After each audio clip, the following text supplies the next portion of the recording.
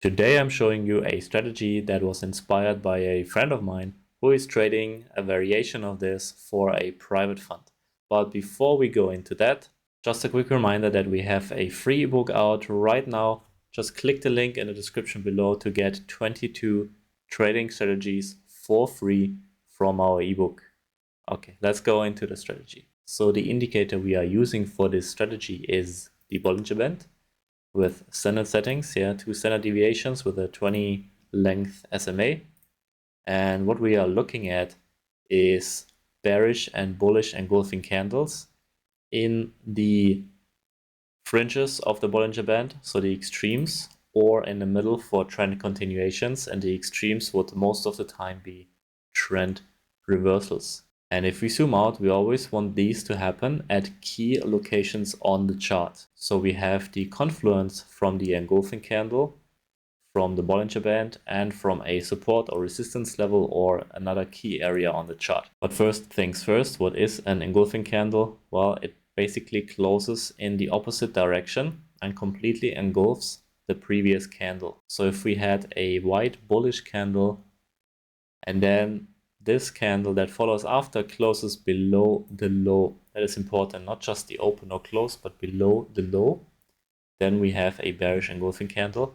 And here you can see we had bearish candles to the downside, and then we closed above the high of the previous bearish candle. That's an engulfing candle. What I like a lot is if we get strong bullish or bearish closes. So this one here is mediocre, this close. This one here would be a fantastic bearish close here, no wick to the downside. And this one is also a good close, not perfect, but good. Secondly, what is important is the more candles we engulf, the better. So this candle here took out 1, 2, 3, 4, 5, 6 lows. So this is a really strong bearish reversal sign. And that's what you are looking for. There are also some indicators on TradingView that scan for these automatically, but they are not that hard to spot. And if they are in key areas, even better. Here's another bearish engulfing candle that has fired this move for now, for example. Great trade, by the way. But yeah, let's take a look at this trade here first. This is a trend continuation trade. We want to be in the middle of the Bollinger Band for that. And we had a resistance here that turned support. When we came back into the middle of the Bollinger Band, we are obviously in an uptrend here. Then we made this bullish engulfing candle. What we then do when we see that is we set an order at the high of this candle with a stop below that candle. And you can aim for 2-to-1 or 3-to-1. Or you can take off a little bit at 2-to-1 and then trail the stop. Again, that is up to you how you want to do your trade management. If you simply always go for 2-to-1s or 3-to-1s, you are going to do quite well with this strategy because you should have anything around 40 to 60% win rate with this, fluctuating. So around on average 50% win rate, yeah. And then we had this massive bearish engulfing candle here. How would you trade this? Again, you set your short down here and that's it. Now, if you have big candles like that, you could always also get in at the retracement into the candle, okay? You could always apply simply your Fibonacci.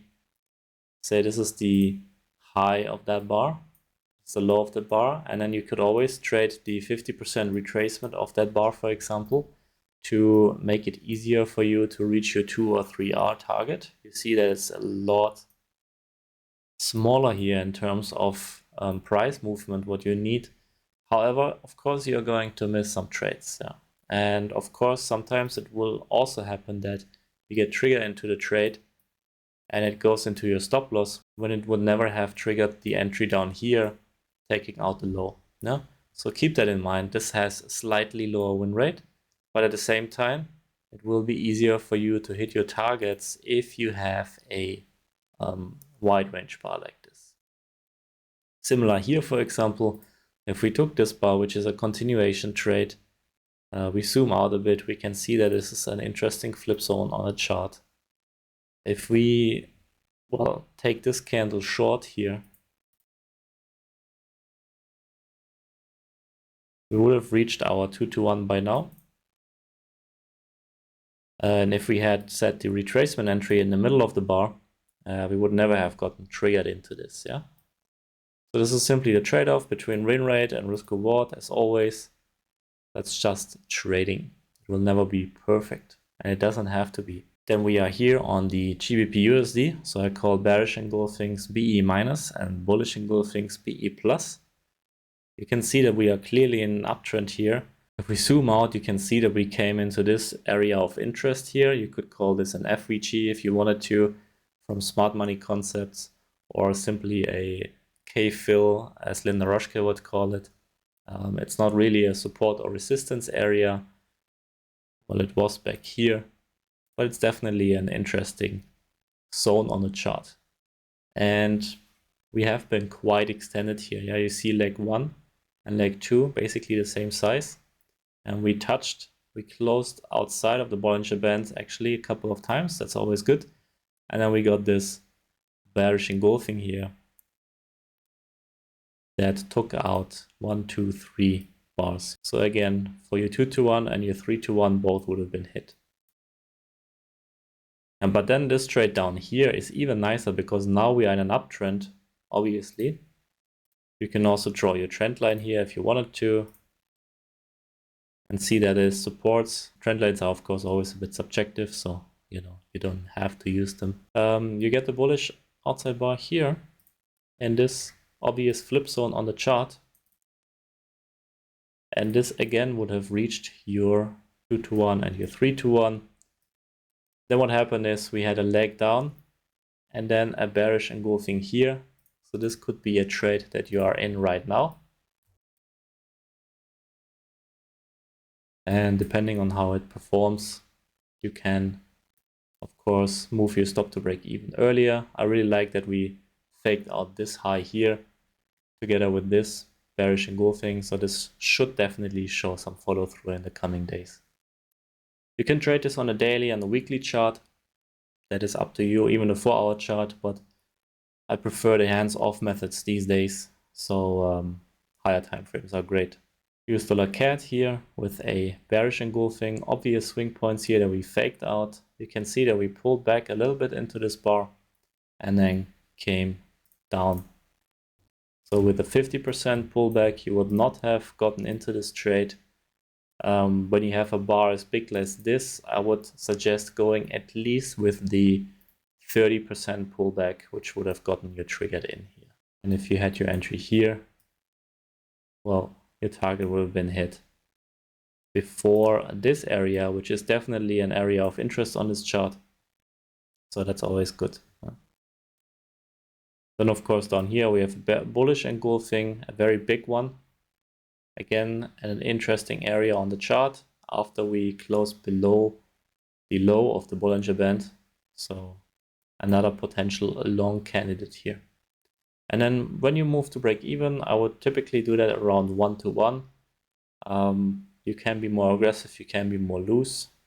You can trail your stops, as I said. We are on the US dollar Swedish krona here. Again, very key area on the chart. Support turned resistance, resistance turned support, etc. Closing outside of the Bollinger Band, nice bearish engulfing. And then of course these trades are correlated with other US dollar trades. So if you get something like this on the Swedish krona, this was on the July 30th. And this was, okay, so this was 5 days later. Then that's not an issue because you should be break even here already.